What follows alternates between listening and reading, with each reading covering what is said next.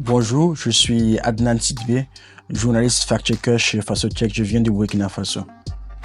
Avant la remise des prix, j'étais un peu stressé, ce qui est normal quand on doute de savoir si l'on sera l'heureux vainqueur ou pas.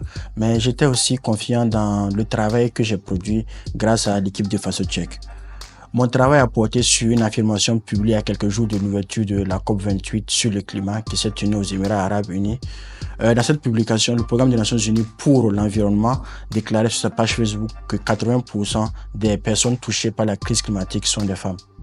Étant intéressé par les questions environnementales, ce chiffre a attiré notre attention.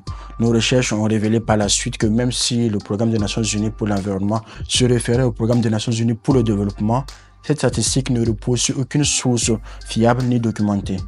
Et à la suite de cela, le programme des Nations Unies pour le développement a décidé de retirer cette statistique de sa publication en ligne, admettant l'absence d'une source originale claire. Même si l'affirmation était incorrecte, nous avons souligné dans notre travail l'impact bien réel et différencié de la crise climatique sur les femmes en appelant à plus de recherches pour obtenir des données précises. Recevoir ce prix est un grand moment de joie et de fierté pour moi et toute l'équipe de FasoCheck. On repense à tous ces mails envoyés ici et là, à toutes ces longues heures devant l'ordinateur, à lire, à relire, à fouiller dans des rapports et au moment d'édition où il fallait repartir, encore creuser pour trouver des éléments de preuve solides. Mon conseil pour celles et ceux qui veulent postuler au prix africain de fact-checking, c'est ne lâchez pas. J'ai moi-même candidaté en 2022, puis en 2023, et finalement c'est en 2024 que j'ai été sélectionné. Il faut persévérer.